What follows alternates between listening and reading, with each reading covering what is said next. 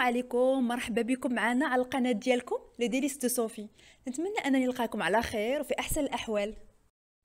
اليوم جبت لكم واحد الوصفة رائعة ولذيذة جدا، وخصوصا سريعة التحضير. كيف ما تلاحظوا معايا الان على الصورة يتعلق الامر بلا تخت بالبنان والكراميل. نمشيو دابا المكونات اللي غنحتاجوها وكذلك طريقة التحضير. دابا غنمروا المكونات اللي غنحتاجوها باش نصاوبوا هاد لاطاغ ديالنا. عندنا اول حاجه خاصنا اون باز. دونك لا باز ديال هاد لاطاغ هادي غنديروها بلو بسكوي. دونك غنحتاجو 200 غرام ديال لو بسكوي عادي اللي غادي نطحنوه وغادي نخلطوه مع 50 غرام ديال الزبده ديجا مذوباها. هذيك مرحله اولى. بالنسبه للمرحله الثانيه عندنا لي بانان كيف تلاحظوا اللي غنقطعوهم دوائر وغنحطوهم فوق لا باز ديال لو بسكوي وغنديروا عليهم نسلي كراميليزي. دونك نحتاجوا علبه ديال هذا الكراميل. بالنسبه للمرحله الاخيره عندنا لا شانتيي، لا كريم شانتيي. دونك غادي نخدمها انا بلا كريم ليكيد بالكريمه السائله اللي غادي نطلعها بجوج معالق كبار ديال السكر السخين. دونك بقاو معايا باش نشوفوا طريقه التحضير.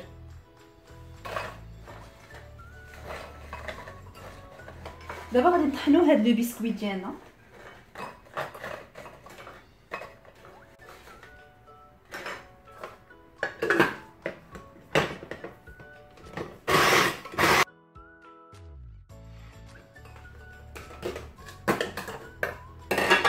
لاحظوا النتيجه اللي حصلنا، هذه النتيجه اللي حصلنا عليها ديال لو بسكوي. دونك دابا غنزيد عليه هاد الزبده اللي ذوبنا ونعاود نخلط الكل. زدت عليه داك الزبده المذابه، غادي نعاود نطحن الكل باش ندمجوا ليه العناصر.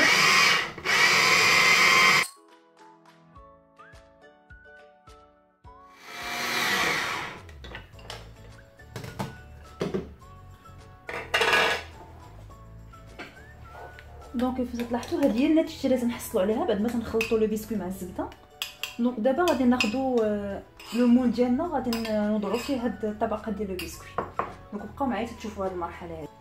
دابا غناخذوا لو مول ديالنا اللي غنخدموا فيه. دونك من الاحسن يكون عندكم هاد لي مول هذا اللي فيهم هاد القراص من الجنب لانه سهل في التطبيق ديالو. دونك دابا غندوزو لهاد المرحله هذه، شوفوا معايا.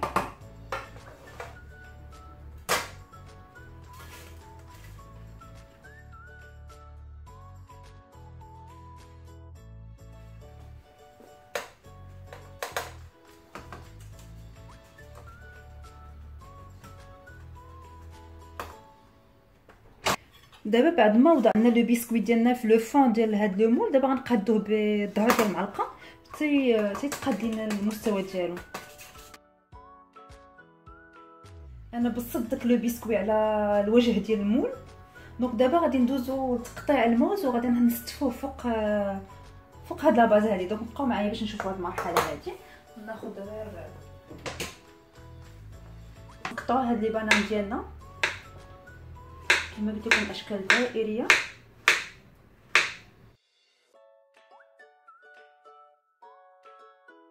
كيف ما تلاحظوا بعد ما قطعنا لي بانان ديالنا دابا غادي نزيدو نوضعوهم فوق هاد لو بسكوي هذا.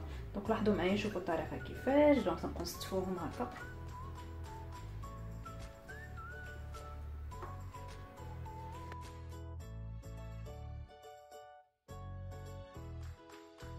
دابا استفنا هاد البانان كامل فوق هاد لو بسكوي كيف تلاحظوا بهذه الطريقه هذه. دابا غادي ندير من فوق منه لو كراميل. دونك شوفوا معايا هاد المرحله هذه. كيف تحتاجوا لا بانان هنا ما تحتاجوش نديروا عليها لو جو سيترون باش ما تكحاش لانها ديجا غتغطى بالكراميل، ما غاديش تاكسد لينا. دونك شوفوا هاد ليطاب هذه تنديروا الكراميل، تنحاولوا ندهنوه مزيان فوق لو غاتو.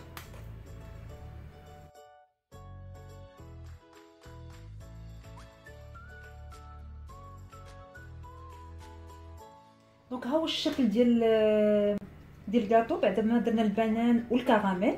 دابا بقات لنا غير المرحله الاخيره اللي غنوضعوا فيها لا شانتي. دونك بقاو معايا باش نشوفوا الطريقه هذه. دابا غادي ندوزو لتحضير لا شانتي.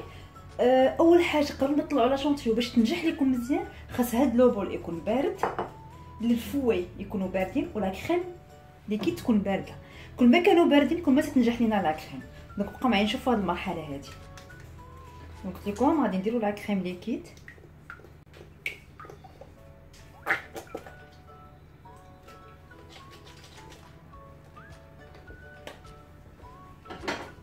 دونك درت لا كريم ليكيد ديالي، غنزيد عليها 2 معالق كبار ديال سكر ثقيل.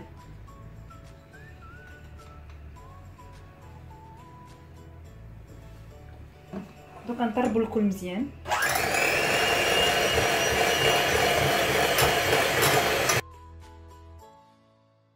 وهي لا كريم شونطيي ديالنا وجدات كيما تلاحظوا، هي تقالت كيف تلاحظوا. هذه لا كريم شونطيي طلعت. دونك دابا غادي نوضعوها فوق الطبقه ديال البنان والكراميل ديال لاطاغ ديالنا. دونك بقاو معايا نشوفوا هاد ليطاب هادي اونصون. دابا غادي نوضعوا هاد الطبقه ديال لا كريم شونطيي فوق لو غاتو.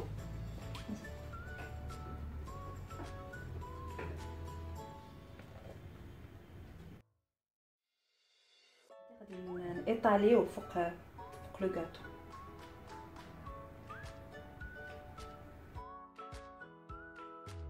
الوجه ديال لاطاغ ديالنا بعد ما غطينا لها الوجه ديالها بلا كريم شونطيي، دونك حاول ندخلها للثلاجه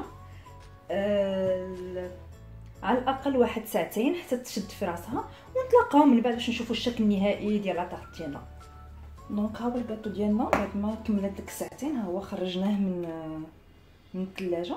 دابا غادي نديموليوه معايا.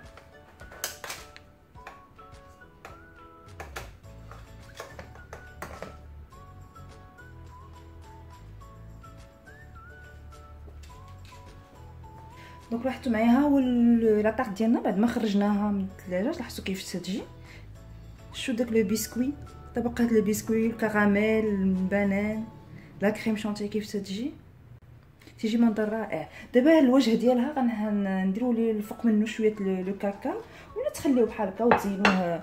دونك التزيين تيبقى على حسب الرغبه ديالك.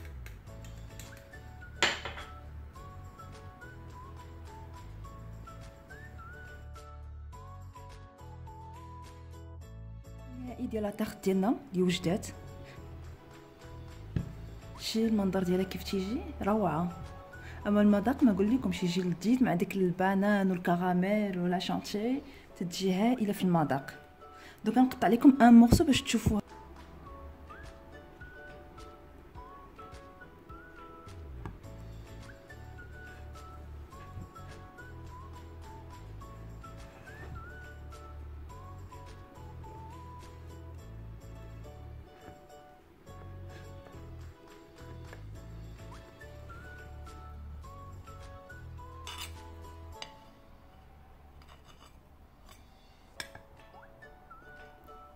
فوالا هو الشكل ديالها من الداخل، كيف تطلع كيف تجي من الداخل.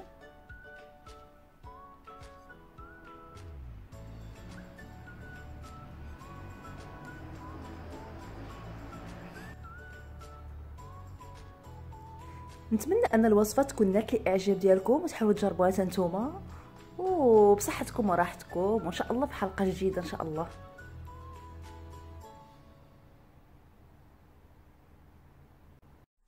إلا عجبتكم الحلقة ديال اليوم ما تنساوش الاشتراك مع تفعيل الجرس، وكذلك ما تنساوش بارطاجيوها مع الأصدقاء ديالكم باش تعم الفائدة على الجميع.